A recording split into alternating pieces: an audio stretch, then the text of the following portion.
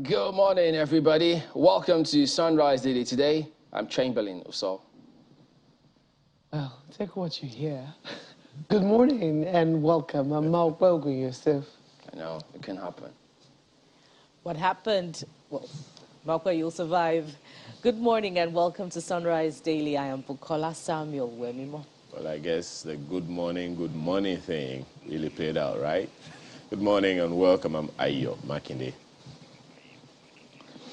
Well, less than 60 days now to the general elections. And, of course, you expect a lot of conversation to keep going on up until 24 hours to that day where activities, probably from politicians, may just stop.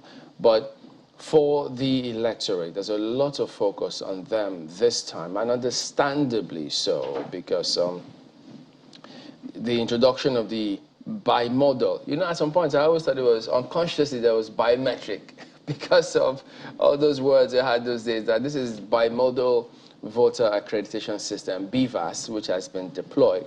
So there's lots of enthusiasm as a result of that, and that was why a lot of people just went out there saying, look, this time around, why don't I just go ahead if what we saw previously is going to work, where they tell us, look, your vote will count this time. They might just give it their best shot. So you have a lot of people, first-time voters. I had a conversation the other time from people who say they will travel back to the country to come and vote. Look, it's good. It's really good if they have that kind of confidence on the system. So only yesterday, INEC, they received, I think, the last batch of those machines for the election. So activities are in Fever Pitch. They'll be publishing the voter register, voter cards, those who picked up the cards, the register. So you're expected to go all out there and do what you can. Well, the BVAS is just simply going to authenticate you to read your PVC and authenticate votes and ensure that the amount of people who came to queue are the amount of people who actually voted in that particular polling unit. So there's a lot expected. INEC has been speaking about the ad hoc staff. I think they say 1.4 million of them are going to be trained. They'll train them time and again to ensure that all of those complaints that you might have spoken about or hope that they address are addressed in terms of their capacity and capability to use this equipment. And I know that there's also conversation about neutrality of INEC officials, but look, I know all of those will always happen, but you have got to ensure that you play your part, ensuring that you're ready, picking up your cards, turning up on the day, because I think I like to see a lot of young people go out there and surprise people, because many say, yesterday we were told here that they're either going to be watching EPL, Premier League, or playing soccer on the streets as they've done before, or just doing something. And I'm sure they're just watching and listening, saying, okay, we will see about all of this. It's one thing to go out there and vote, but of course, we all have to remember, above all else, there will only be one winner. I know all politicians tell you they will win the elections, so they raise the hopes. They make it so ramped up that when they then lose, their camps feel as if they've been hard done by. But at some point, it's not about you considering defeat or like saying, look, that will turn out to be a chink in your armor if you think about what happens if you lose. It's just basically scenario planning. It's just a SWOT analysis. There's nothing wrong in doing that, because you need to know there will be one winner, just one, and then life goes on. So we need to also factor that in so that we don't stoke unnecessary emotions or sentiments, which would then ensure people hit the streets, because this time is very interesting. As tricky as it may be, but many love the scenario, I tell you. I don't know, for the mindset of politicians, I guess we'll have to blame motivational speakers who say that, you have to be single-minded about something. You're perennially optimistic. Go about your goal as if it were the only option. Yeah. So, I mean, you can't really blame them when they do not consider options of losing. I mean, that never occurs to them.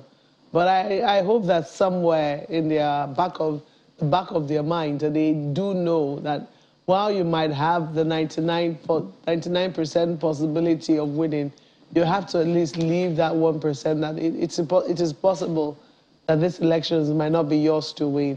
And I think that one of the ways that this will make it easier for anybody to take will be the transparency with which it is conducted. Yeah. That's why transparency will be extremely important in these elections.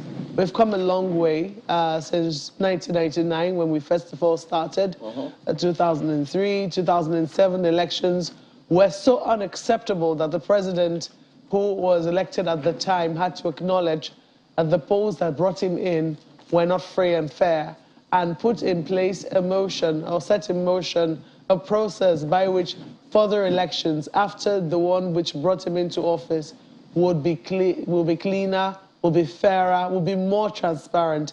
And that process has taken us to where we are right now. We saw the progress made in 2015 with the introduction of the card readers.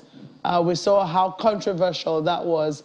And then eventually we saw the amendment of the Electoral Act by this National Assembly, the 9th National Assembly.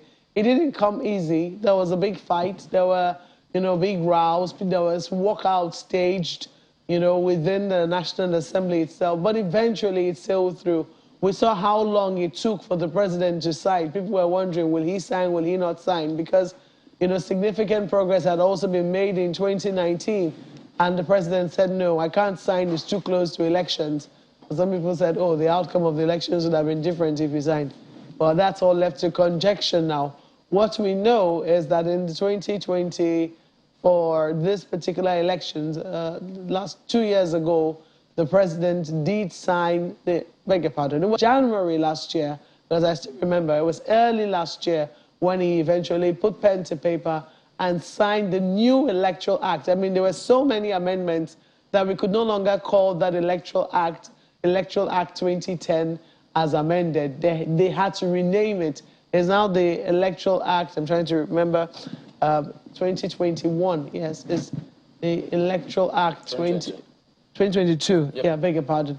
Electoral Act, yes, he signed it in 2022, January 2022.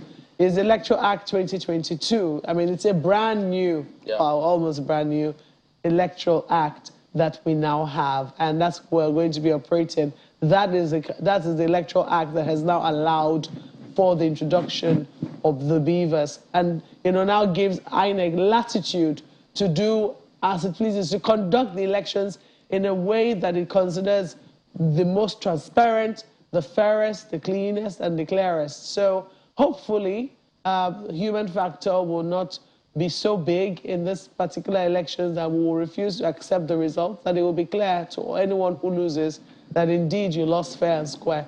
So, as Chamberlain has encouraged, it is up to you. If you haven't collected your voter's card, please put it on your to-do for the month of January. I think the window is very limited. Yeah. I'm going to put it on my to-do. I know I registered last year among the last batch of people. Hopefully, we should get our cards, and let us know what the experience has been, because we also are hearing different sort of stories. Some people are alleging that officials are asking them to bring money before their cards are produced. If you do have pictorial evidence of such a scenario, please send it to us. We will do our best to investigate it and bring it to the attention of the authorities. But this collection of the beavers machine, the receipt of the beavers machine, is such an important thing that we see at every point that the INEC chairman himself goes to inspect those machines. So we know how critical and how vital they are to the success of the 2023 election. What we asked this time around, and then why are they so vital? Because they eliminate the use of, what they call those papers that they would normally use, incident forms. Yeah. So there is no question of incident forms. You go, if your thumbprint is not working, at least your face will be your face. Hopefully nobody has put it to the fire. It should still be able to read the vital points of your face. So please, preserve your face, and by all means, also preserve your fingerprints, because that's what you're going to need to ensure that it is you who is truly you who is actually going there to vote. Kayode, beg your pardon, Ayo and Bukola. Go ahead. Well, again, Malcolm, you'll survive. The cadence is the same, and of course, the commentary is just as all-encompassing from you. For the Beavers, it is heartwarming, and I guess this just about firms up, the collection of the final batch firms up all assurances that indeed the 2023 elections will sail through with this much touted game changer in our electoral process, and that any attempt, to manipulate the electoral process either via litigation, real or imagined, will go nowhere. So it is something, that we should share about, that, INEC has announced that they've collected the last batch of, the beavers. But then again, about training, INEC provided assurances that 1.4 million ad hoc staff will be trained on the use of the beavers. But, it's just about a few weeks to the election. So has INEC begun that training? I believe, I'm optimistic that that training is in full stream. But then again, I can't recall where I heard, perhaps civil society expressing concern that it's just weeks to the election and the training of ad hoc staff has not commenced. If that hasn't started, INEC should go all the way to ensure that that process is in full swing, such that the elections will go seamlessly. I guess that's the most important aspect of the conversation. And then again, all the others, which would be security of those who would of lives and property, those who will conduct the election, the electorate themselves, as security agents, giving us assurance that everyone would be, safe when they come out to vote on election day, especially in areas where we've had concerns, where we've had unrest, where we've had attacks on INEC offices. We hope that, during elections, this year, that people will not be disenfranchised as a result of that big concern on security. Well, I guess that's about it. Well, for me, there are three main things. Number one, political parties need to, and Mike Egine has warned over and over again, go read the Electoral Act. Go study. That's what the word he used, so that, you'll be able to stand yourself fair and square in the space of what needs to be done. INEC has repeatedly played its role. The latest report we have about the collection of voter cards that Malpoe mentioned copiously was that INEC says there are about 6.7 million Nigerians that have yet to collect their permanent voter cards, which is less than 8 weeks to the general elections. Further data, 2019 elections, INEC said it had about 82.3 million registered voters, but only 28.6 million people voted in that election. So if we have 17 states where 6.7 million voter cards have not been collected by the voter, what then is the essence of the investment in the bimodal voter accreditation system that INEC has procured? Bimodal, Marco was trying to emphasize that, and I think I'm going to stick with that. Bimodal because it will capture your biometrics and it will also read your voter card. Your biometric includes your face and your thumbprint, and it will. So if anything happens to those two, at least we will be able to read your card at the very location where you're supposed to vote. These are the things that are really, really crucial in this thing. Let's go collect our permanent voter cards so that we can justify the investment of Nigeria, of your investments in the BVAS machines. Chamberlain. Well, yes, indeed, gentlemen. So anyone could raise any matter you feel whatsoever. So we'll go ahead and take you through the dailies in just a moment.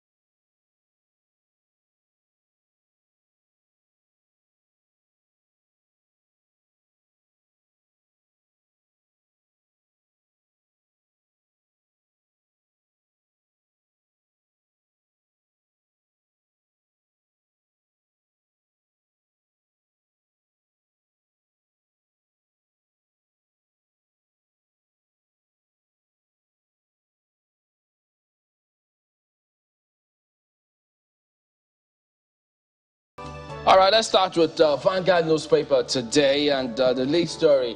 We've been borrowing to fund petrol subsidy. Finance Minister says subsidy unsustainable to engage NAS on securitization of 22.7 trillion naira ways and means. Awaiting investigations into alleged stamp duty diversions, INEC gets 173 billion naira for elections. Now, there's so much packed in this particular one here about subsidy being non-sustainable. We've heard a lot about this already. There was that confusion as to, at some point, where people thought it had been removed, and then much later, it was back, and then the name changed on the recovery, all sorts of stuff. But now, the government says that, June 2023, they will stop the payment. Well, who knows what the president at that time, because they will take over, they would have taken over at that time. New government would have been in, administration would have been in place. So who knows? But at the moment, this is what it is. And then this stamp duty diversions, I don't know if you have followed that or heard or something about it. It's really huge and raises a lot of questions about what's really going on. And this is about the first time you hear the officials speak about this matter. So a lot of follow-up will be in order, one reckons. And then about INEC. INEC beavers arrive. The images you see on the front page there, INEC getting 173 billion naira for elections. 173 billion naira for elections. So you can imagine why we cannot, in capital letters, we cannot afford not to get this one right. They cannot afford not to ensure that people's votes count. If we spend this amount of money, and sometimes I wonder, are there things that we actually should do, or they should come up with proposals to see how do we reduce the amount of money we spend on elections? It just keeps going up. Year on year, it keeps going up. Why? It's not a commodity or something. It's not that you will get a lot of dividend or ROI, return on investment in this. Well, maybe the ROI, they might correct me, would be to ensure that people's votes count. Because if it doesn't, then they cannot describe it as ROI. To them. Votes count, they're able to avoid violence, they ensure, I mean, it's a whole gamut of things, considering just how our politicians are quite desperate. INEC needs to keep flying because hunters, electoral hunters, refuse to keep shooting. The hunter has refused to, has learned to aim without missing. So? Then the bird has to learn to keep flying without perching. That's the situation that INEC has found itself. Yeah, this is a lot of money. Okay, well, while we wrap our heads around that figure, organized private sector rejects finance bill, says businesses' woes will worsen. So there's nothing wrong in asking those politicians a lot of questions, because this 173 billion and even this one, they once got, it is our money. None of them go to government with their pocket money to spend on the people. So you do have that right to ask them any question whatsoever, any. Because the max any government can do is 8 years, and they will leave. You will continue being a citizen with your rights wherever you are. You continue having your power to do whatever you want to do every 4 years at the most. So there you go. Anger, caution as FG inaugurates NDDC board. Oh dear. Who are those that are angry? I just think. What's making them angry? Why can't they? Well, let them. What? That a woman heads the board? What exactly is their point? Maybe not. There's no indication of that here, really. It's just anger, caution as FG inaugurates NDDC board. Well, That's what it says. they are better take more caution than anger. So, well, that's Vanguard this morning. Well, leadership is what I'm holding for you this morning. And look at what they have on the front page. Alteration of 2023 budget. They're also focusing heavily on that one. Federal government at crossroads. Says debt profile may hit 72 trillion naira. Oh dear. Decries 6 trillion naira lost to tax waivers. Give it. Says stamp duty allegation still under investigation. Exchange rate may go above $1 to 1,000 naira. What? That's attributed to Utomi, Professor Patu Utomi. That's not from the federal government. So, economic analysis is perhaps what is responsible for that.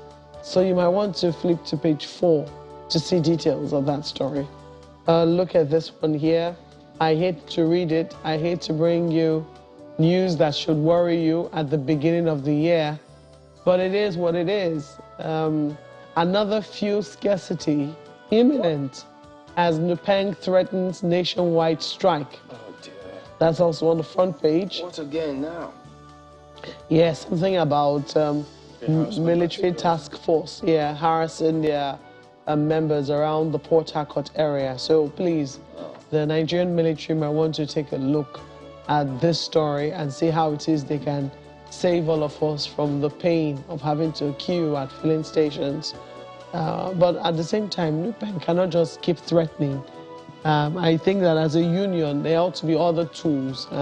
They should be able to take this to the military authorities to say what is going on here first before they, threaten to shut down the nation because of what their members are going through. Not to say it's not justified, but look, Nigerians are going through a whole lot, and you can't just decide that, you down tools at will because you want to show that, you're all powerful. I think that many more means need to be explored before a strike is threatened. But look at this. Politics is still making the rounds. A few stories. I will serve Nigeria with all my heart. Tinubu assures Nigerians. PDP on edge as G5 governors meet in Oyo. And I don't know how you received this story, but look at this one. Vochi Emirate sacks Kingmaker for disrespecting Bala Mohammed. It's a page 17 read. I don't know why. If you like some gossip this morning, page 17 will give you details. Let's leave it there for leadership newspapers. And from there, let's flip to This Nigeria. This Nigeria expresses my earlier concern about the election, and it focuses on the Southeast. This is how it is rendered. 2023, Southeast is flashpoint to watch. Next year, public policy analysis experts raises the alarm. Says IPOB, this is interesting, says IPOB internal strife, fight for dominance may disrupt election. So we hope authorities are taking a second and a third and a fourth look at, that big security concern. What is it about IPOB internal strife? What is it, that group seeking self-determination wants exactly? Some would say that one would have thought that, there is sufficient ground for the unrest, to settle in the Southeast region, following the big opportunity that it has to produce the next, the region has to produce the next president. But still, the problem remains with, attacks reported every now and then. So it's a continuing conversation. From there, let's look at the bottom strip, which is also about security. DSS arrests ISWAP commander, others over Kogi bomb blast during Buhari's visit. Recall that big prison break, that caused a big security issue in the Federal Capital Territory. And we hope that that is also addressed. Take a look at this one, just beneath the big story on the front page of This Nigeria. It's politics. No one can intimidate me from my choice of presidential candidate, says Wike, that's the River State governor.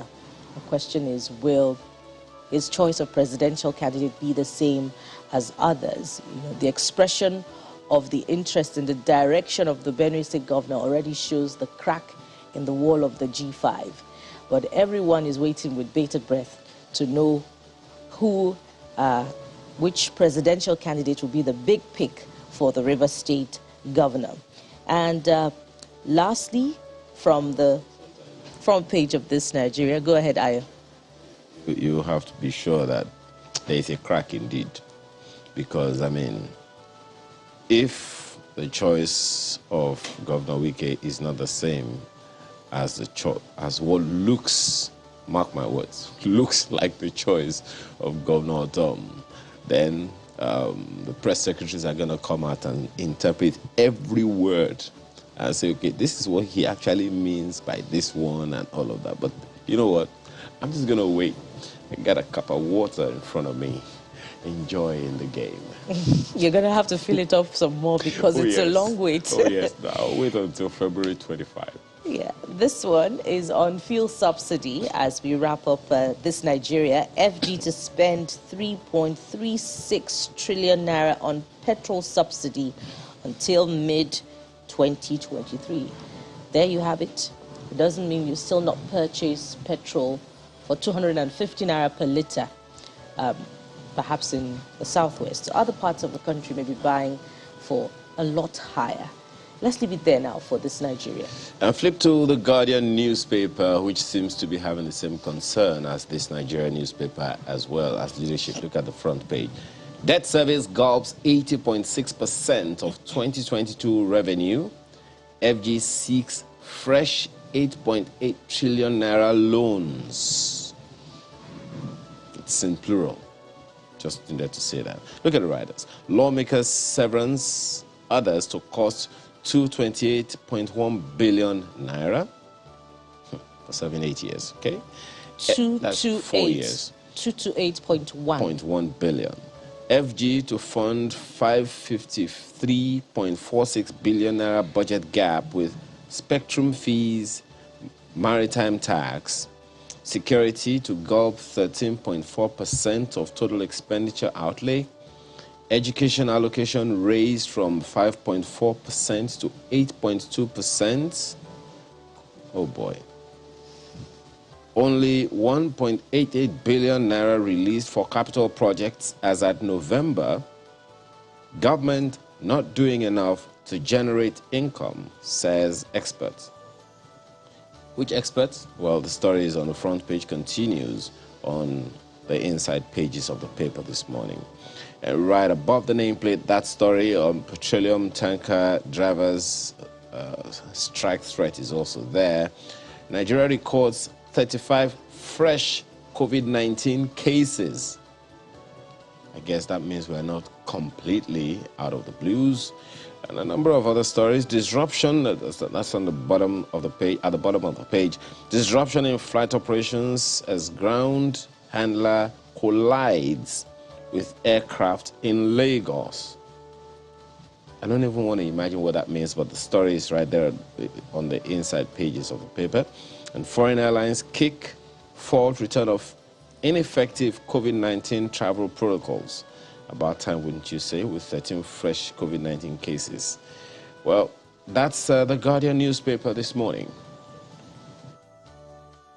Graph is next. DMO, Nigeria's total debt stock to hit 77 trillion naira by May 2023. That's the big lead right there. As FG forecloses debt restructuring, defense and security get 2.98 trillion naira, infrastructure 1.24 trillion naira, health 1.15 trillion naira allocations in 2023 budget.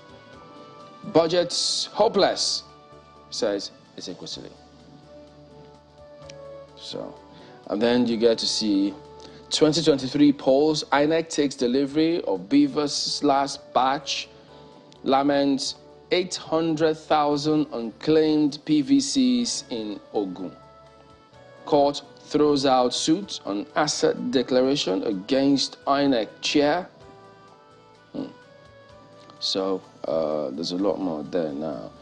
But what was that matter I just read about COVID, saying something about COVID, but there's another one here says, Nigeria records 35 new COVID-19 cases in 1 week. New variants not detected in the country yet, and CDC. So 35 new cases of COVID. So just be aware that be cautious. You still have reasons to be cautious, I tell you, about this one. So, ASU kicks as FG withholds union's November dues over audit report. Oh boy. That is New Telegraph this morning. Daily Trust doesn't have a lot on the front page for you. Well, maybe it does, because they say pictures are usually worth 1,000 words. So when you see lots of pictures, maybe you can write the story yourself. But the lead story there states FCT to spend over 11.5 trillion naira in 2023. And here's what the experts are saying. Projections, merely yearly rituals. So, and on page 4, you also find the story, banks, others must be wary, granting loans to outgoing governors. Well, I just hope that if they go and get into bad debts, they don't think the AMCON will come and save them. Let's leave it there for Daily Trust newspapers. Yeah, can we just start with him?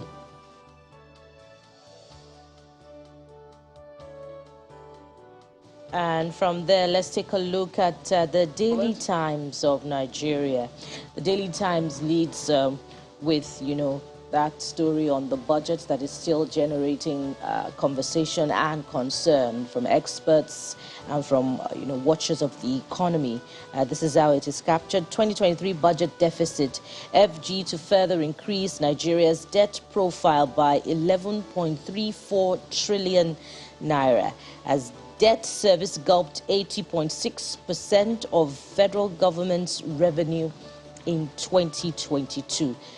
That's 80.6%. So what was left for capital expenditure, what was left for recurrent expenditure, little wonder, that the federal government, well, this time the executive was seeking further request of funds from Ways and Means from the CBN. 80.6%. It is higher. There's something in on one of the front pages that says, I think it's the Guardian newspaper, that says, as at November, only 1.88 billion naira was released for capital projects. So, would we then say that the Federal Ministry of Works and Housing had been performing magic, spending such humongous money to come up with all of the infrastructure that we're coming up with? Or are they from loans, or are they from the tax, arrangements they had with some of these corporate organizations? There are a number of questions to ask, really. Especially when you consider that some, landmark projects were delivered at the end of 2022. So if that was a possibility, where did the funds come from? We should also ask the question around what exactly is the thinking behind giving the National Assembly members, less than 500 people, 288 or 228 billion naira pension for 4 years. I don't know. And not forgetting that, at the close of the year, 2022, there was a request for supplementary budget. We could go on and on about that. Just to wrap up that big story, there's this one also from the riders to stop payment of fuel subsidy by June 2023. And if you're interested in knowing why fuel subsidy has had to continue, there's this one beneath the big story, why Buhari couldn't remove fuel subsidy. Of course, there will be many views to be expressed around that, besides that coming from the author of this one. That pretty much sums it up for the newspaper review segment, and we'll be right back to continue our conversation. There's a lot to look forward to, so stay with us.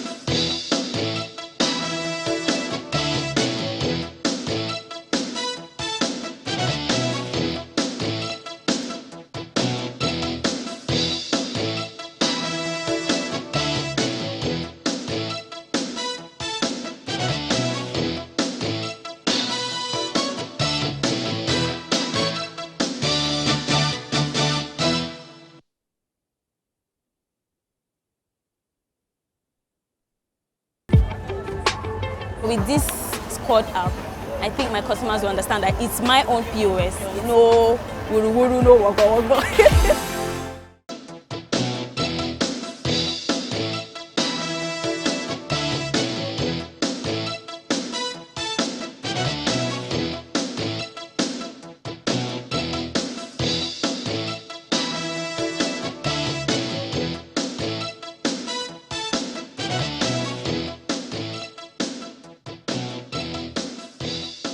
How this budget concerns the organized private sector is the first leg of this conversation about the budget that we would like to take a look at today.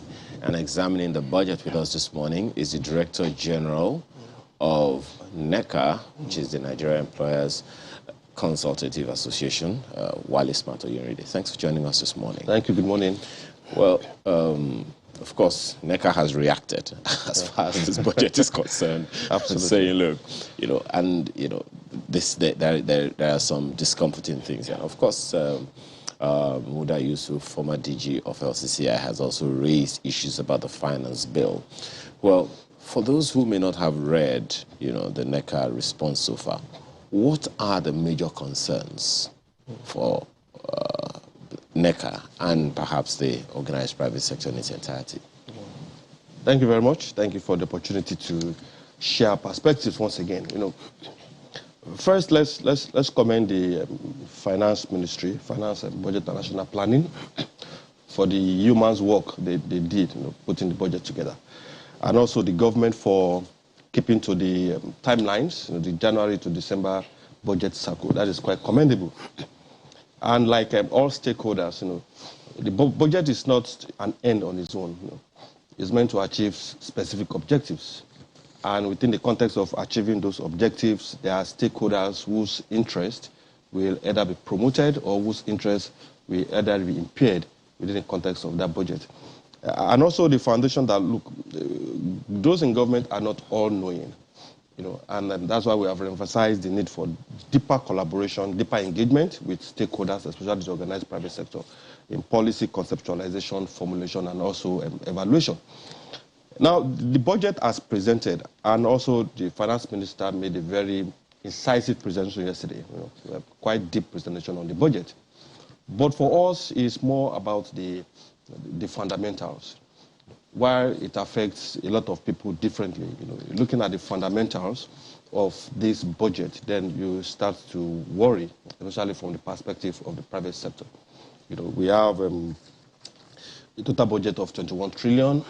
We have a very humongous deficit. And as someone said, while I was growing up, he said, if you are in a hole, the first thing you do if you want to get out is to stop digging. So the moment you keep digging, then you are compounding your problem. And the issue of debt, the rising debt, has become a major issue for us in the private sector. But the finance ministry in its entirety have said we don't have a debt problem, we have a revenue problem. So as far as they are concerned, at least at the last count, we don't have a problem with the debt profile. We have a problem with the revenue profile. Yes, we have both. We can't contextualize these things with grammar. We can't speak grammar to explain away certain basic things. You think the debt profile is a problem? I think it's a problem, especially concerning the issue we have concerning oil, our mainstay revenue challenges. Because if you have big issue of revenue, then how exactly are you going to pay the debt? Because for you to borrow, you have some level of certainty of this is how I'm going to repay this debt. Especially it becomes much more difficult when the interest generated from interest you have to pay on those debts is also piling up. So if debt servicing is a problem, the president shows so much resistance to the extent that all he did was express concern that the National Assembly has jacked up the budget by a certain amount. Absolutely. But he didn't return it for a reduction. The dynamics between when the appropriation is done and when it goes to the presidency, the dynamics of constituency projects, the dynamics of different interests that surrounds the budget, makes it a bit also difficult for the president to take a definitive stand, because you will run into a situation where you take it to the National Assembly back to say, okay, remove this. The Assembly will say they are not removing this because of certain interest. Then we continue the rigmarole. So at that point, there's some level of compromise that will need to be exercised, and that is what we think played out within the context of the budget being signed being signed a few days ago. So we can't talk enough about, as a result of what you have expressed now, where the powers of appropriation of the National Assembly starts and ends. For you, what should it be? Well, the lawmakers are to make laws. And that has been the general challenge that we have, even in the organized private sector. You make laws, you make appropriation. The issue of implementation of contracts is basically beyond the purview of the National Assembly. The implementation of the nitty-gritty of how this is done, what comes in, shouldn't be within the purview of the National Assembly. The executive should run that. But when we cross that bound of focusing on appropriation, and then we are showing interest on the content, the items in the budget, then different interests will come to play. Let me give another instance. An instance that we have battled with for a long time in the private sector. The National Assembly consistently, different committees summoning organized businesses for one investigative hearing or the other based on Section 88 and it's now the Constitution. And our view is, look, there are agencies of the executives that have been created to implement certain parts of these responsibilities. If you have a problem with a private company on issue of tax, then you call the federal FRS to order. If you have issues with expatriate quota, you call the Ministry of Interior, and how is this company doing? The National Assembly cannot make laws and at the same time interpreting the law. That has been our concern. Now, you said this budget. Is it the position of NECA, let's just be clear, that this budget is going to stifle business? Yeah, it creates bottlenecks for businesses. How? Now, the finance bill is meant to create a path towards the funding of the budget. And if the indices that I've mentioned, the indices of the revenue, the deficit, the crude benchmark, the crude oil benchmark, we have a $750 benchmark in crude oil. And we all know global organizations have also projected a likely recession in 2023, which might reduce the demand for oil, which means our $75 per barrel might not work. We have an exchange rate of 435 naira. Official rate. Official rate, and we all know that businesses that uses inputs, that imports input, will have to buy at the black market rate because there's a gap between the supply of forex. So which creates different bottlenecks. Now, if there are issues with funding, traditionally, what we've seen and what we have come to call a legacy of taxes now, a legacy of taxation that the government is leaving for organized businesses. There is a likelihood that government will revert back to taxes, just as we found it in the Finance Act that Mr. Muda mentioned. The tertiary education tax has been increased from 2.5% to 3% without any justification. Now, organized businesses are currently faced with over 50 different taxes, levies, and fees from the three tiers of government. And now we are adding more burden. This tax thing that he just mentioned, I mean, we've been hearing the OPS talk about this for eons. I would have expected that there would be some kind of conversation with the FIRS and the state internal revenue agencies and say, look, we can't continue like this because this is going to stifle business and generate unemployment or whatever the consequences are. Absolutely. Those are part of the inherent contradictions that we have around there. And a part of our views also that except we deal with some of those inherent contradictions, we will not make significant progress. And I give you one or two of them. We complain about unemployment. We say unemployment is, rate of unemployment is high, over the 33% mark. We said we have a large population of youths that are unemployed, and globally it's accepted that the private sector, for every 10 jobs created, the private sector creates 8 or 9 Now, the rational thing for you to do is to create a platform where those that will help generate those jobs, you create an environment for them to not only to be competitive, but to be sustainable. Because we're not talking of competitiveness now. It's sustainability that is the first thing before you go to the realm of competitiveness. And with AFCFTA running into the second or third year now, we are creating a major challenge for ourselves if we don't deal with those issues. So while we complain about unemployment rate, we are still creating bottlenecks for those that should create the jobs. The regulatory environment is still stifling, not enabling those that should create the jobs. In spite of the PEBEC activities of PEBEC all over the nation? In spite of that, it's everywhere to see. Does that in itself frustrate the efforts of PEBEC over time? I think it does. Why the Ministry of Labour will complain about job creation, then you have some other ministries, some other agencies of government deliberately or consciously creating bottlenecks for those businesses for them to operate. And which also, which also creates a different kind of problem for us. If I'm an investor, we say the foreign direct investment rate is reducing.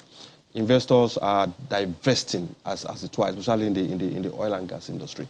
Then how will I invest when those that have invested are having problems? First, in the aviation industry, are having problems repatriating their legal funds out of the country.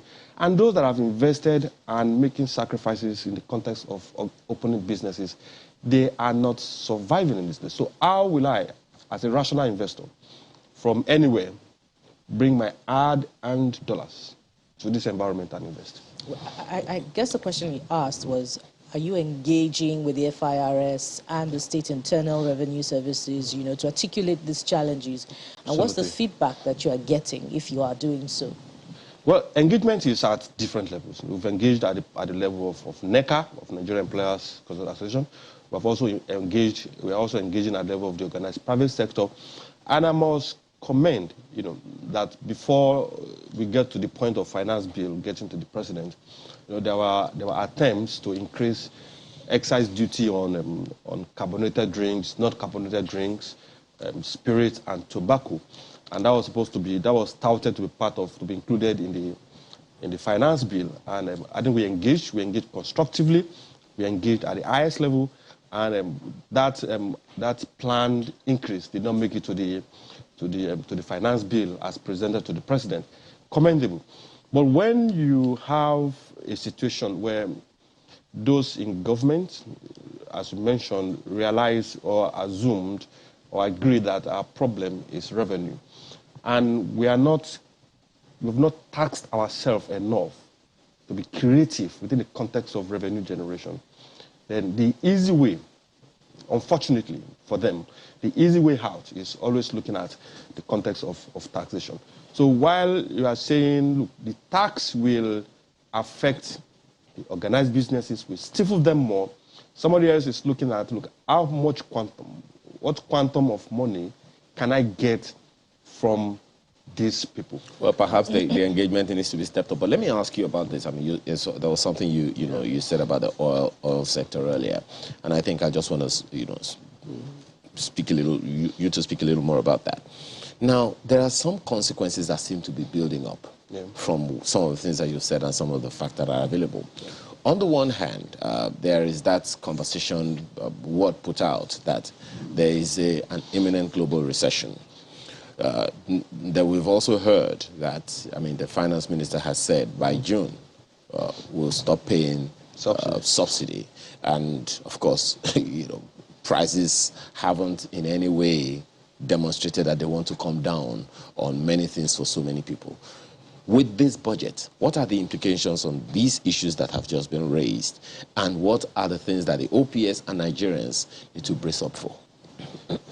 Thank you once again. I think it's we've been on this issue of subsidy for over 10 years. Consistently, there has been conversation about we need to remove subsidy, we need to fix our refineries, and now we have a subsidy budget of getting close to over 5 trillion in 2022. Now, over 3 trillion has been made as provision from now till mid of the year, and unfortunately for the government, for the current government, they won't be around to witness the consequences of what will happen.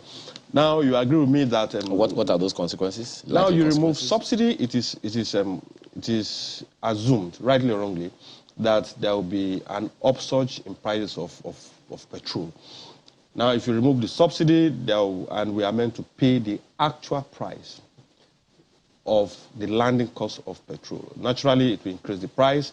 Consequential effect is probably the cost of, as you increase the price of petrol, the man riding his car, the commercial bus driver will also increase his price. The woman in the market will also increase his price, which also will reduce the purchasing power of an average Nigerian. It is expected that Labour will respond.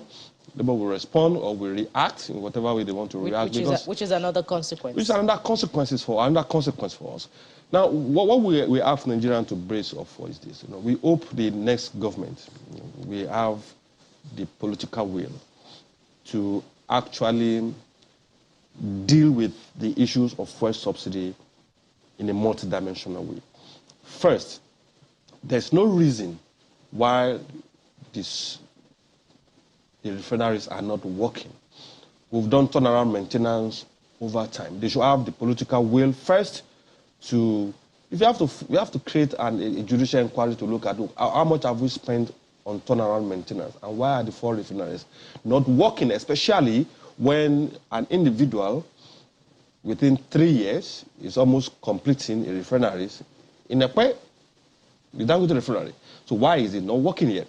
Now we need to also take a deep look at the scam, we call it organized scam, of the subsidy regime. Over 3 trillion in half a year. No country is doing that.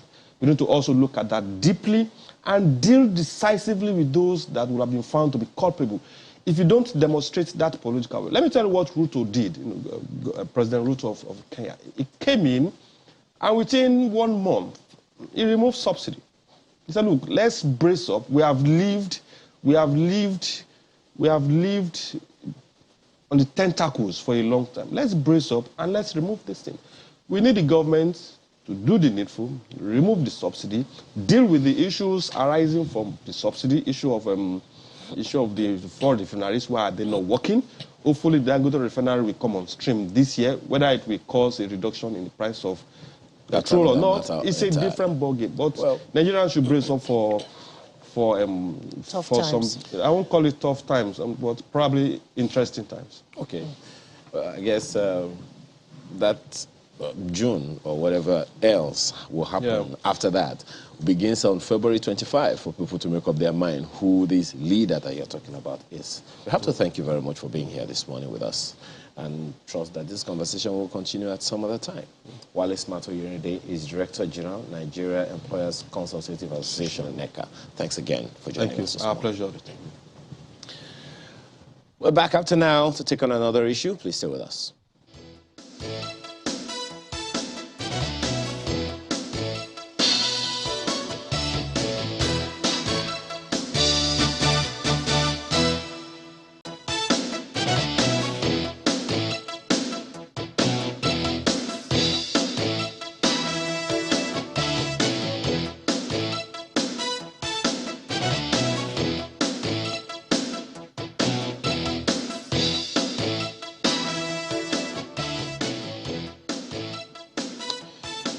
All right, welcome back. Yes, indeed, those gentlemen join us next to talk about 2023 general elections, that of the presidency, and then the Adamawa governorship elections. We'll start here in our studios in Lagos. Dr. Umar Ado, the governorship candidate of the SDP for Adamawa, joins us this morning as well. Good morning. Thank you for coming on today. Good morning. Thank you so much. Just to say that we're in Abuja, not Lagos.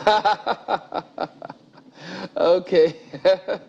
I have to find a way to drill that in, but you know how it goes, some of these things. But yes, you will also, Dr. Ado, thank you for coming on. But in terms of how your preparation is going, how would you describe it? How's your campaign going on at the moment? Our campaign is going on fine. We've been a small political party, they say. Yeah. We started afresh. We are able to establish party executive at the ward level, at the local government level, and at the state level. Then we came in and established the electoral colleges electoral college for the state and then national electoral college. Then we were able to do our nominations. We fill in all our candidates, the 25 members House of Assembly, the 8 House of Representatives, the 3 senators, and then the governorship candidate. Then finally, we are able to submit our agents in the 4,104 polling units in the state. We submitted 4,102. We are unable to submit only two agents on account that their pictures they didn't get it. So we sacrificed only 2. So this tells you that we are ready. We are ready for the election. We have done all the statutory needs. Now it's just to appeal to the people. And already, Adamawa people are persuaded. There are 3 steps to winning an election. 1, you persuade the people. 2, you put in the structure. And then 3, you mobilize. We have been able to persuade the people. We have put in the structure, as I just said. And then the next thing is just mobilizing them for the election. So we are ready. I know you say that you get into this with the mindset of winning. Yeah. But you know that there is an incumbent party who's going for 2nd term. It means they've already been, the developed muscle haven't won the 1st term. So you think it's going to be a stroll in the park if at all you're going to defeat the sitting government? Yeah, when you are contesting against an incumbent in a failed system, if the system has failed and you are contesting against the incumbent, yeah, but the system has failed and you are contesting against the incumbent, incumbency is no longer an advantage. Incumbency is actually a disadvantage. And in Adamawa State, we have demonstrated that as we are today, the incumbent is all over the town, so being jeered at. Between the SDP, because many think that other people have what they call outside chance. So between the SDP and the NMPP, who would you say is going to NMPP has not even put in its structure complete across the state. As we speak now, several NMPP executives have moved to SDP. Like who? Which of the executives? Including local governments. In many local governments, in Shelleng, in Yola South, in Yola, virtually all the local governments have moved, to the SDP. That's local government executives. What about state executives? The state executive, not really, not many, Yeah, but local government executive, ward executive, so many have moved out. Okay, let's bring him as a Phineas Elisha. He is the state chairman of NMPP. He joins us virtually from Yola. Good morning, and thank you for joining us. Good morning, Tamale. I know you must have heard Dr. Ado say some of your state executives at the local level are moving to the SDP. How is that happening under your watch?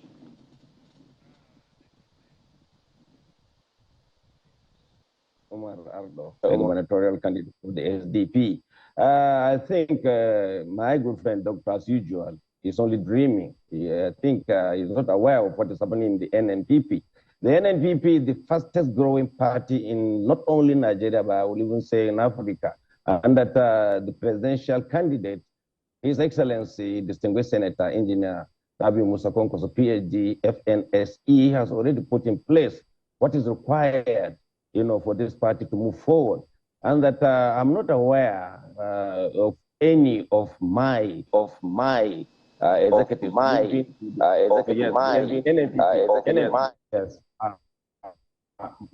moving to the SDP. And that I would like to tell Dr. Omar Ardo, as usual, we are fully aware we've been together in the PDP before, and that we have all the 226 ward executives in place.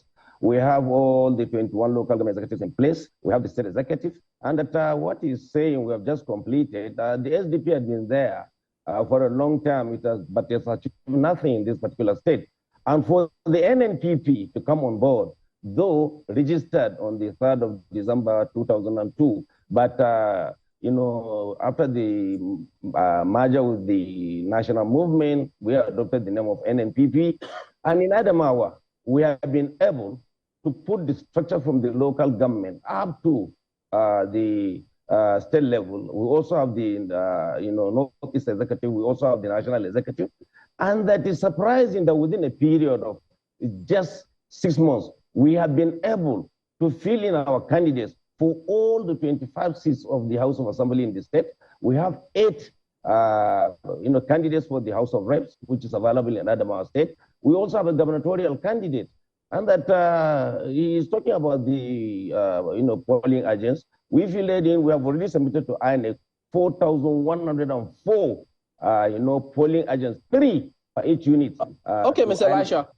Now, sorry to jump in there. So, why is it that we haven't seen your governorship candidate campaigning, holding rallies? Many say, look, he's almost, they say he's missing in action.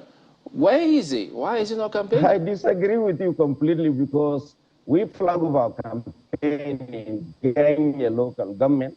Thereafter, we were at Tongo, Jada, Mayabalwa. We posed, and that on the 9th, we will be going to Shelen, Guyuk. Then we have Numan, Dem Salamur Day. Thereafter, we'll move to the northern zone, and then we'll do the all 5 local governments, starting from Madagali, Michika, moving on, moving south, moving north. And then we move back to the center, so that we can also campaign in the 7 local government areas. And we'll end up our campaign on the 23rd, by closing at Yola South. My gubernatorial candidate is up and doing. We don't have to be shouting. We don't have to send to Dr. Omar Ardo our campaign itinerary or for him to be convinced. We only want the grassroots to know that we are around, and we are very much around in Adamawa State. Okay. Let me start with you, Dr. Ardo. For some people, they'll say that the PDP is a bit complicated. The presidential candidate of the PDP hails from Adamawa State. So you do not just have the governorship candidate who is an incumbent, the governorship candidate of the PDP to contend with. You also have a national figure, because it will be very important to the presidential candidate to win his home state, also as a mark to prove his popularity. So what precisely are you going to be telling the people of Adamawa State? That it is okay, because you have a presidential candidate as well, and the presidential elections are before the local government, the state elections. And oftentimes, there's usually, is it a bandwagon? Yeah, a bandwagon effect, that's the word I'm looking for. A bandwagon effect that could happen, assuming the presidential candidate of the PDP were to take it before the polls of the governorship elections. Okay, thank you. If the presidential candidate of PDP wins the presidential election, it could be a little bit tricky for us, because he will by then come, with all the apparatus of the federal government behind him, and because people usually... He wouldn't have been sworn in yet. No, he wouldn't, but he is, of course, the declared president-elect. As a president-elect, they all move, to him. And because people usually want to associate themselves with the winner, they are most likely going to probably associate themselves with the presidential candidate and try to see that they win, the state as well. But there's a peculiar situation in Adamawa State. The governor of the state is highly disfavored by the general public, highly. And although the presidential candidate has said that they should vote for the governor, but the enthusiasm in his saying so is even less. He is afraid that it could also affect him at the presidential election. So it's a very narrow age to Mainda. So he will have to be a little bit circumspect in pushing for the governorship candidate, for the simple fact that the governorship candidate has virtually lost favor with the electorate. What precisely would you say that the governorship candidate of the PDP, who is the incumbent governor right now, what has he done, in your own opinion, for him to have lost the backing of the people? Actually, it is what has he not done. He has not done virtually all the things that he promised people that he was going to do. He has gone into agreement in the desperate need to win the 2019 election. He went into all sorts of agreement with people, and he did not fulfill these agreements. So people feel that he betrayed them, and so then he came also trying to entrench, politics of divisions here and there. And, generally, Adamawa State, if you ask your correspondent in that state, they will tell you that the government completely has lost favor with the people. Adamawa State is a very interesting state. I mean, on the political scene, we're going to be seeing, it'll be very interesting to watch how the elections eventually pan out, because amongst all of the political parties, I think it's only Adamawa State where we're seeing a woman holding the ticket of a major political party. Senator Binani is the governorship candidate of the APC. So it'll be very interesting to watch, because there are also concerns. The wife of the president is also from Adamawa State, and we understand she's also very interested in the elections in Adamawa State.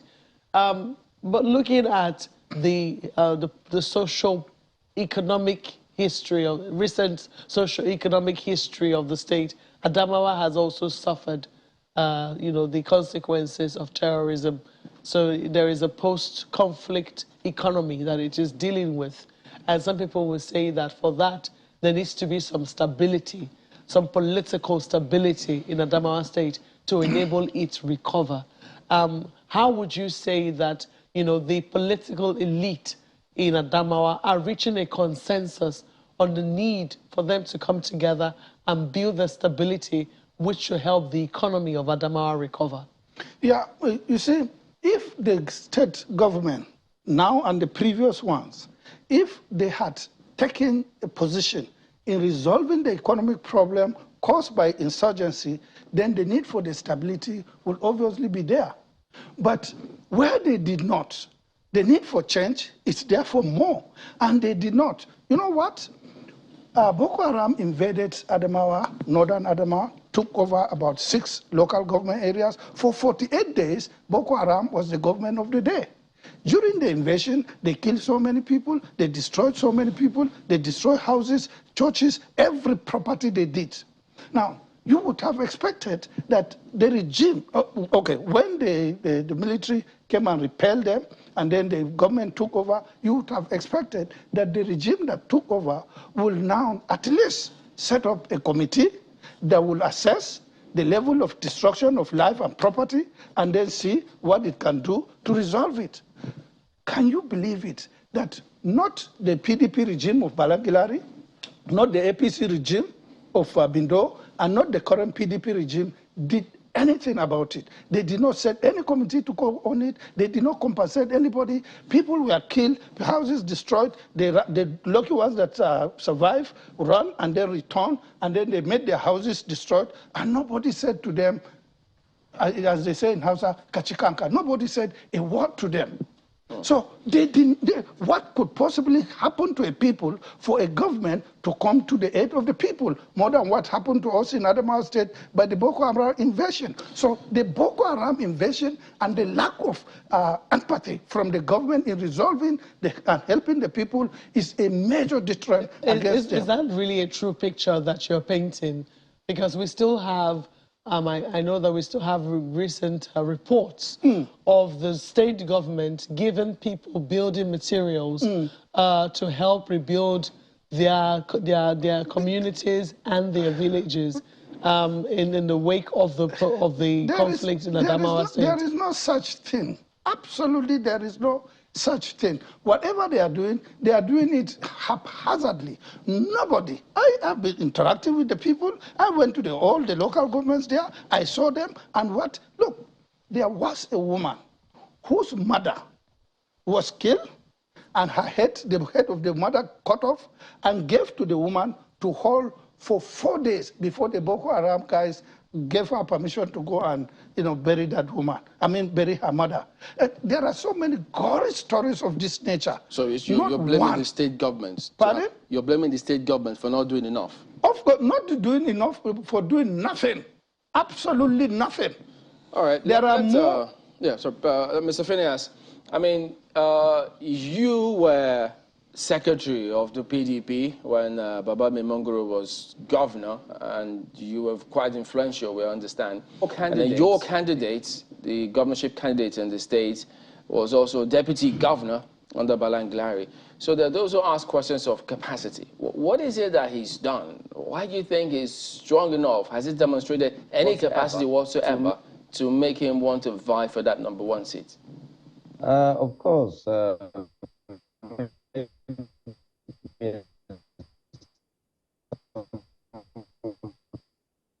Okay, I think your audio, the sound is coming in broken.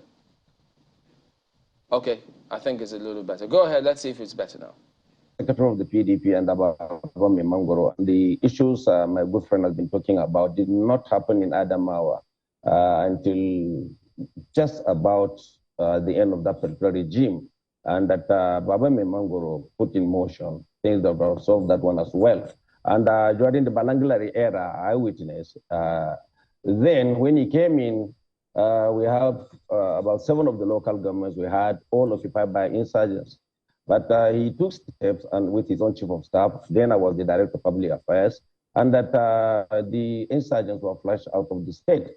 I think he has done his best to get that one because I was very much involved. You talk about capacity of my governor. He was the deputy governor to Balaji Barrister, His Excellency, and that in his capacity as deputy governor, you cannot measure what he's supposed to do as the governor because he was serving under His Excellency Balaji Gallery. But he has all the capacity he requires because in the first place, he was a member of the House of Reps for 4 years in this particular state, then a deputy governor, and that you're very conversant with what is happening in Yola, being in the Royal House of the Lamido Fombina, the Grand Patron of the Plot International. So he's very capable of trying to handle. And also, you look at it, not only in the state, in NNPP, we operate from top to bottom and from bottom to the top. The presidential candidate has already put up his own pledge. The manifesto is single. We have identified the problems that are bedeviling this nation. And that if you look at we have been so divided more than ever before. The economy is down, the educational sector, the agriculture, and all of you. Now, under the leadership of the presidential candidate, who we hope, inshallah, will win the election, because the 2023 election has to do with who, and not this, rhetoric, this theoretical, political, position that is being taken by my friend, Dr. Omar Ardo. He has already put up in place what is supposed to be done by him and all the other governors. Where is that person coming from? Where is he now? Where is he heading to? If you look at the presidential candidate that we have, he was there in the civil service for over 17 years. Then he was a governor of Kano State twice. Then he was a minister of defense. Then a distinguished senator. He was even an ambassador to Darfur, at some point in time. Now, he identified all those problems because of the experience he has acquired, and he put it in place. We have a complete manifesto, which is to be used by each and every governor when elected into office come 2023. Therefore, if you talk about capability, our governor, the gubernatorial candidate, is fully capable of handling this particular state because we know where we are coming from. We know where we are now, and we know where we are heading to. All right. Following the of the president. We'll come back to that in a bit, but Dr. Ardo, the governor is from Adamawa North for the ethnic nationalities. Senator Benani, Adamawa Central. You, Adamawa South. So where do you think that your strength lies? How do you plan to displace all of those and then clinch it? Well, my strength lies in the weaknesses of the two political parties. If we agree that this country, and Adamawa State in particular, has failed, the economy has failed, exchange rate, terrible, authority has collapsed, insurgency all over, high cost of living. Is that what determines how they vote in the states? Yeah, high cost of living, low means of earning, things are generally bad. Now, we have to put blame on who is responsible. And there are only two political parties that must be held responsible because they are the only two political parties that held sway in this country during this period. That's the PDP and the APC. So, and I have been in the PDP for long, and I have always opposed the PDP, their way of doing things. I took them to court 11 times. That tells you that I did not like the way they are taking the country. And where has it led us? It has led us to a failed state. So where's your strength? So my strength is the alternative that I have always, given. That look, what you are doing is wrong, and you ought to do it this way. And they refuse to listen. They continue doing the way they are doing, and it led us to this collapse. So people would have no other alternative but to look at the alternative of those of us. What is going to be different this time? Because, I mean, after the 99, when you were, an SA at the center, you came back to the state. You've always tried to get the ticket in the PDP. You've always tried to get that ticket to contest, and now you have it. And you've always been opposing how the party had been doing things, as you said. So what makes you think anything is different now that you have the ticket? I have, a platform that we went through the due process and got it. So people see in me hope. And let me tell you, I have gone through the entire length and breadth of this state. Not once, and I mean it, not once, did anybody say to me anything bad, that we will not do you. You are terrible. This, like they do to the incumbent. The incumbent is in his own home state, in his own home local government. Is it because they think you don't have a chance, so they don't bother? No, not at all. Because they believe in me. Even on the road, they will come out shouting, go to Adamawa and look and see for yourself. This is the truth. I'm not talking to you abstract. I'm telling you what is on the ground. So she raised the issue, you also raised the issue, of a woman governorship in our state. Yeah, but that whatever, leadership we are going to produce, our democracy must be able to accommodate, our culture, our tradition, and our religion. Let's bring in our guys in Lagos. Yes, indeed, Mr. Ado. I'd like you to talk more about, the woman candidate in your state. First of all, is Adamawa ready for a first female governor if she emerges victorious? Well, I think I'm the wrong person to ask this question because I'll be biased in my answer. But I can tell you that I don't give a woman candidate, especially the candidate that we have, any chance in the state at all. And it is especially because of that position that I expected you would express that, some people are saying that Adamawa is different when you consider other states in the north having elected, women representatives at the National Assembly level. When you talk about Senator Grace Bent, Senator Binani, who was once at the House of Representatives and Senate, and now the female governorship candidates, which is one reason which they say that she's not a pushover, especially in the politics of Adamawa. Well, you see, there is a marked difference between what the Hausa call wakilanchi, that is legislation, and that of jagoranchi, which is leadership. A legislator can go to the Legislative Assembly and stay for all 4 years without uttering a word, and she will still be paid her salary, she will still, be hailed when she goes, and so on and so forth. But you cannot be a governor and then not lead.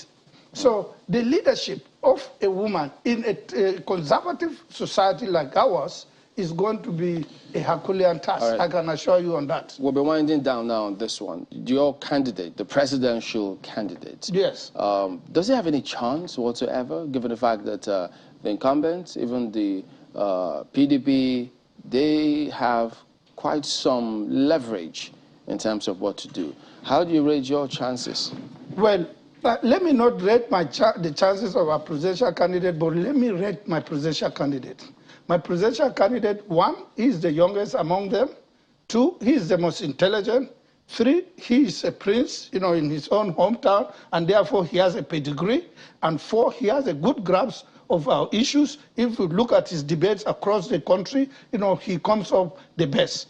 But being the best doesn't actually give you the victory at the polls. But in terms of suitability, if I am to elect a presidential candidate, if one vote will pick a presidential candidate and make it the president of this country, and I am to cast this vote, of course, without any doubt, I'll cast my vote for Adeole because he's by far better than all the presidential candidates in this country. Would you mind some endorsements for your candidate at the national level if it comes to many quarters? Endorsement? Of course, well, if they say the whole country endorses him, I will be very happy I'll be very, very happy. I need to make things easier what about also for me. Key in the political influential figures? You don't want any endorsements from them? Well, you see, I have taken Adewale to meet myself and President Olusegun Obasanjo. We wanted President Obasanjo to endorse him. Yesterday, he was with President Ibrahim Babangida and Abdusalam Abubakar. We want them to endorse him. They have not endorsed him. Well, we have seen President Obasanjo had endorsed, the Labour candidates. And people are even criticizing him or even abusing him for endorsing a candidate.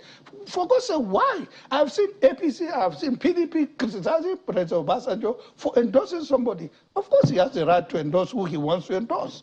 And his endorsement, even though it doesn't mean that the candidate is definitely going to win, but that you should give him to it. The problem with our politicians is this.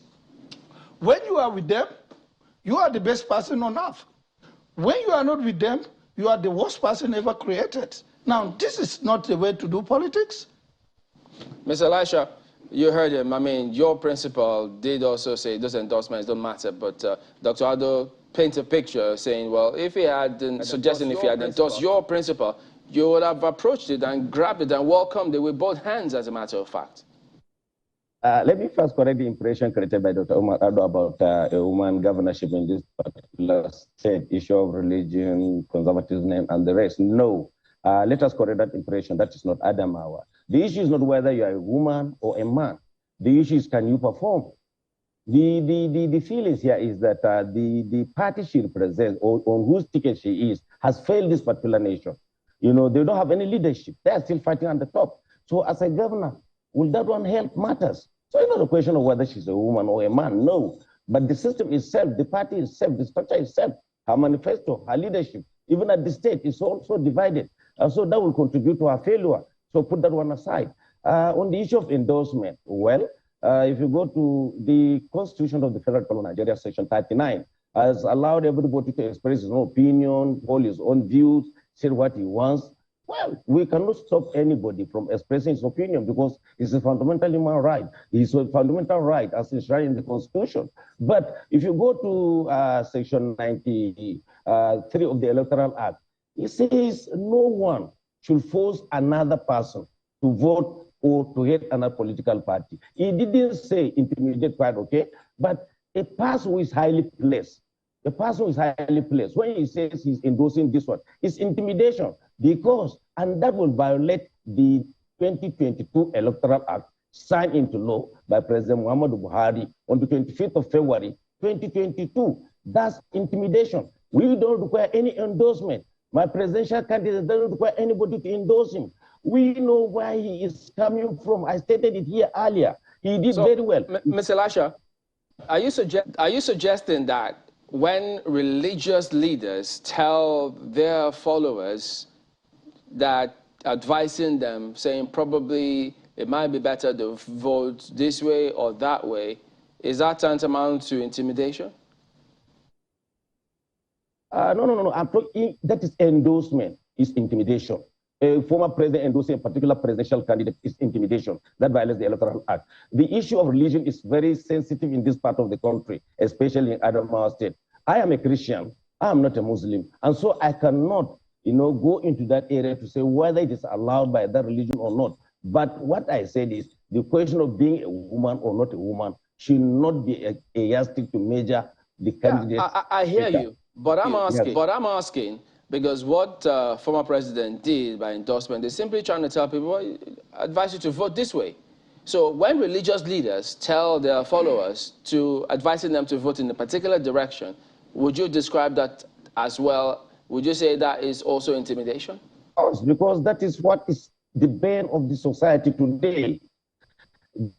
The issue of religious, going into politics.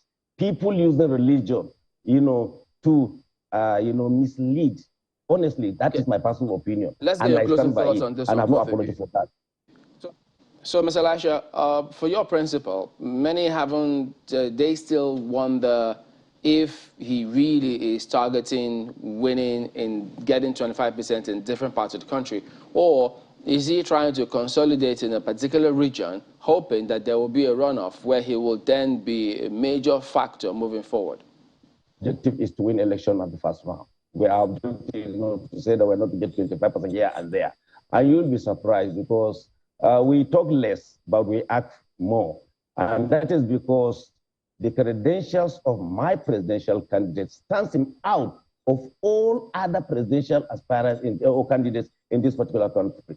I stated it earlier. I want you, channels, to give me another presidential candidate who will now stand, and you read him with my own presidential candidate, moving from civil service to the Senate, to the governor, to the defense minister, to an ambassador. He has done a lot. Okay. And what he has done in his own let's state, pose that question to Dr. that would Ado stand him as we out. wind down. Dr. Ado? Yeah. Okay, my friend, Pipi Elisha is like Goebbels of Hitler and then Saddam Hussein foreign minister. Even when the troops were being captured by the enemy forces, they were still saying that they were winning the election. He's like this. I've known him for a long period of time. But I also he said he disapproved of my position with regards to women leadership in the state. Now, any democracy that cannot accommodate our culture, our tradition, and our religion, that democracy doesn't fit. It must be able to do so. And in this case, it hasn't. I am a Muslim, and I know the Muslim position on this matter. Very clear. What is the Muslim position? The Muslim position on the matter is that leadership, executive leadership, is not for women. It's not. And Islam has given its own reasons. And I have written an article lately in Hausa, the position of women leadership in Islamic history is in the Islamic history. So whatever interpretation any Islamic scholar will give to the Holy Quran or the Hadith, if it is not consistent with the facts of history, that interpretation will definitely be wrong. Are you saying that there are no Muslim countries where women leaders have emerged? No, they are. Like, for example, like Pakistan. Yes. When the United States, England, and France insisted on putting in Benazir Bhutto, the daughter of late Ali Bhutto, as Pakistani president, the Pakistan ulamas came up with the fatwa that, no, don't do it. But America did it. And she didn't last long. She was taken out, and then they wanted to return her. What happened? She was killed on the streets in Pakistan. So these are facts of history, and they have to be taken into account. And if I go back into history, Islamic history, the Holy Prophet of Islam has died and left his daughter Fatima. She didn't inherit him. Like Ishaq, Yaqub, inherited their father Abraham, like Suleiman inherited his father David. All right. So these are facts of history that must have to be taken into account. And Adamawa is a conservative state, and I know we have Muslims and we have Christians, but that the Muslim community is standing very firm on that. We need to wrap up. Mr. Lasha, in 10 seconds, you want to respond, or we'll let it go? Okay. All right. We need to wrap up at this time. Dr. Umar Ado is the governorship candidate of the SDP in Adamawa. And then Phineas Elisha is the chairman, NMPP, Adamawa State. And incidentally, both of them used to be in PDP, so they're friends. Thank you, gentlemen, for coming on. We will be back in just a moment. Stay with us.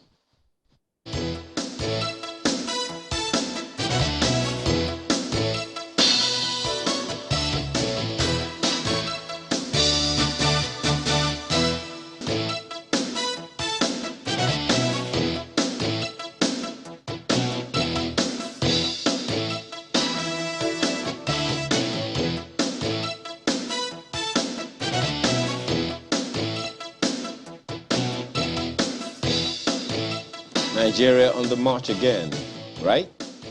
Well, it would seem so. And of course, the political climate in Nigeria today has come up with some kind of weather all on its own for forget the Hamatan and whatever else is happening anywhere else in the world, what are the implications of these many occurrences at the federal and at the state levels all over the nation?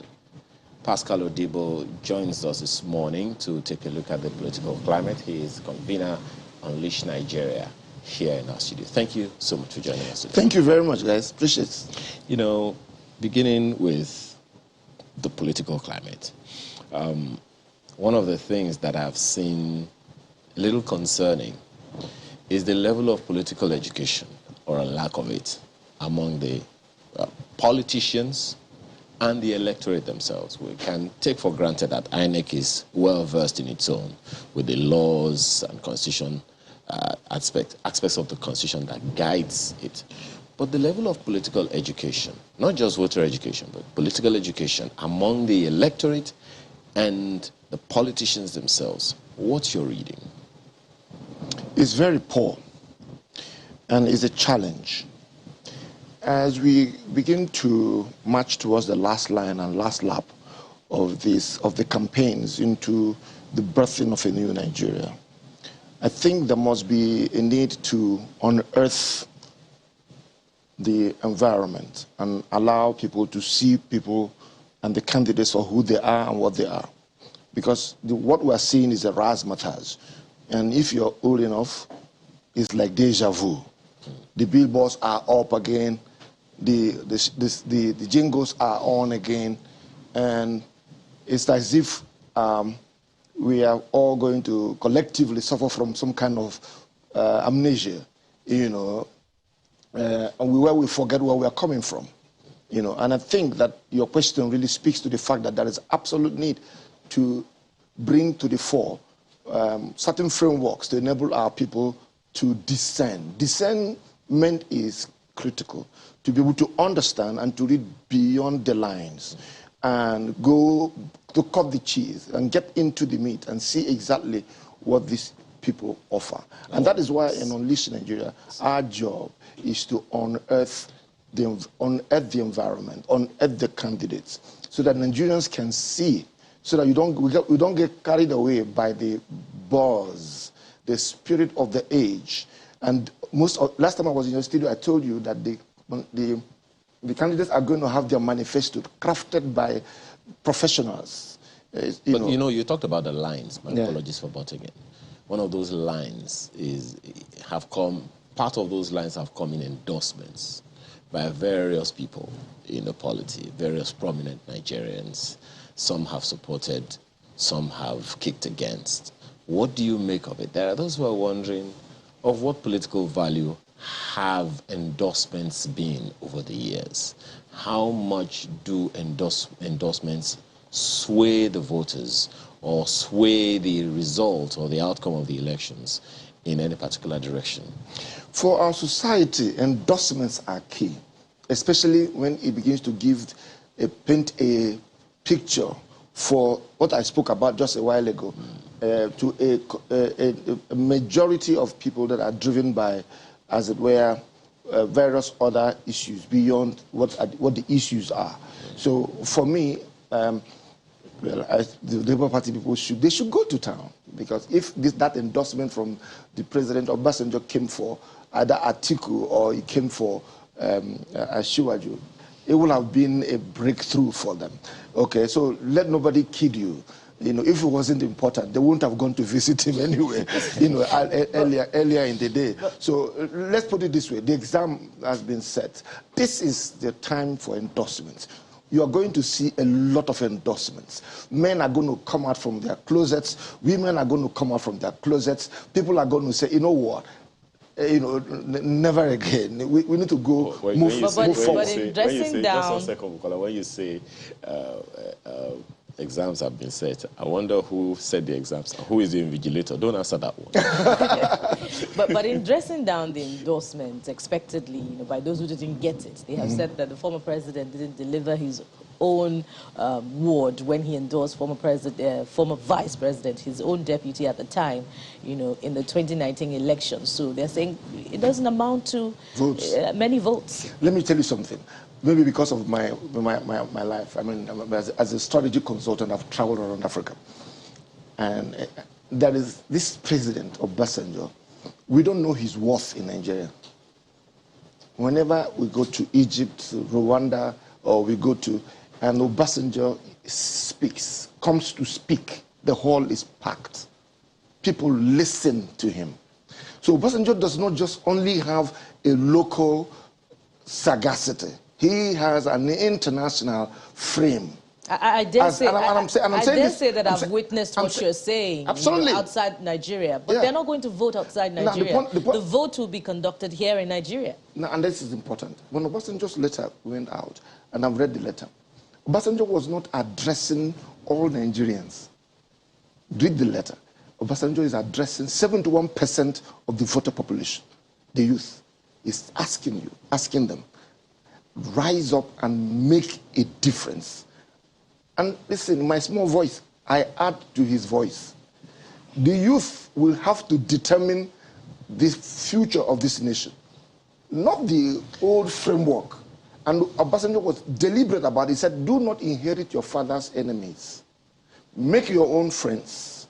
Let the past be gone and champion a new phase for your nation. Well, and that this may be a defining moment. We're not hearing this for the first time. You recall 2019, the Not Too Young to Run law that was passed, and there was a flurry of young people. It was difficult, if at all, it happened, to have a concurrence among the young people, for them to have, okay, this is the person that we're going to go with. It was like a group of young people came together and say, look, let's go ahead and do this. We just read this morning that of the 80-something million voters that registered with INEC for 2019 elections, only 28-point-something million Nigerians voted. And young people, of course, most people would say that young people were nowhere to be found. They didn't stand up to be counted. What's the assurance that this time, this letter, as have been said by several other people before, will sway the young people? Let me tell you something. The young people before now were never interested. I have 4 boys and a girl. Of the 4, they are all grown-ups. In this election, they went to collected their votes without any prodding from me. With the PVC? Their PVCs, without any prodding from me. I just, where are you going to be? I want to go to collect my card. These people are talking amongst themselves. The young ones are talking. They will surprise everybody in 2023. That's one. The other thing I want to say is this, and this is for them.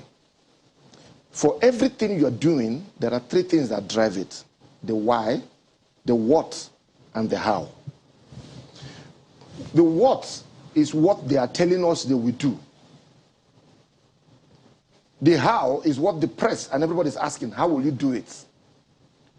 We need to go to the next level, which is the core, the why.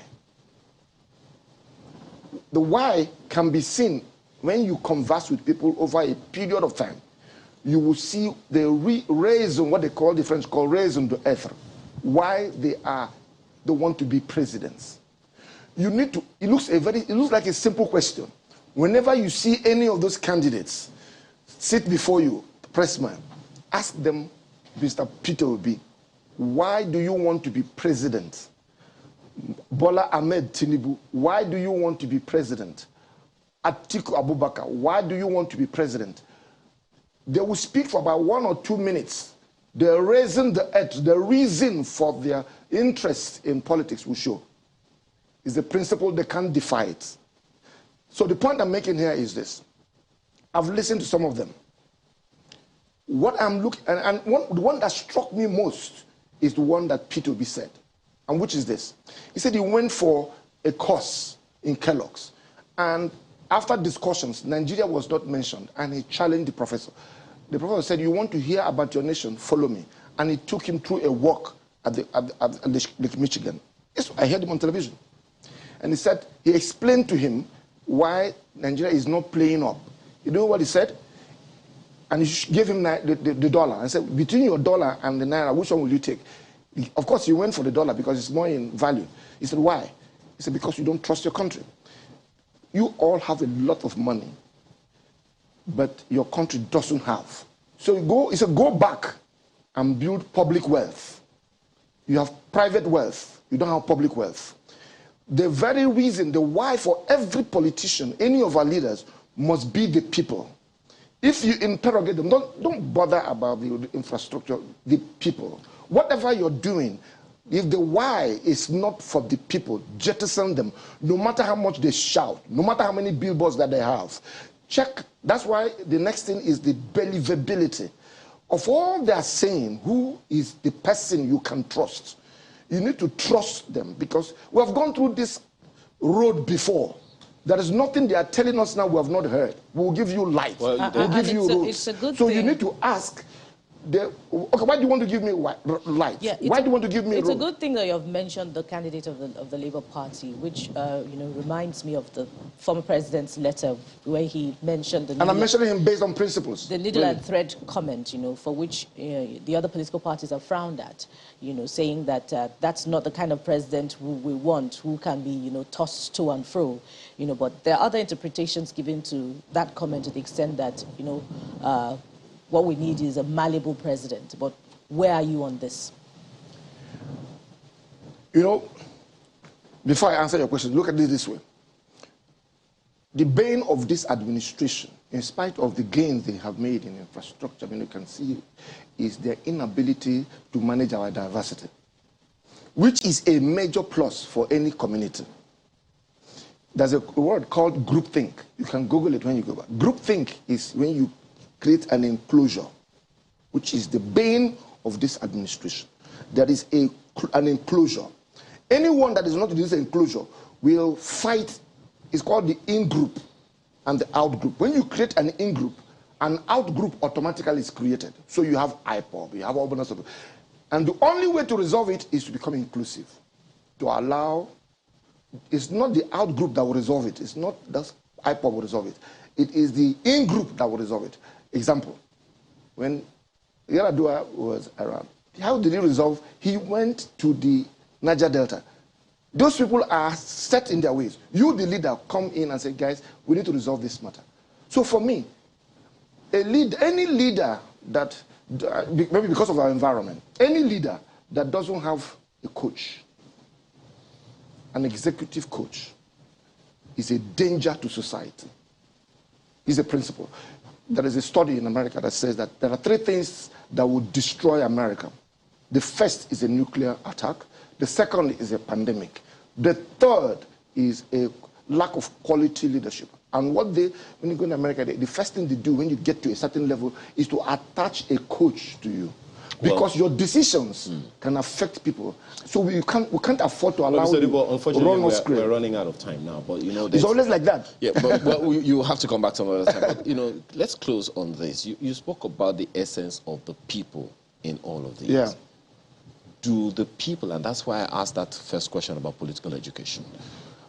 What should the people do now as we march towards February 25 and the subsequent election and elections after that one?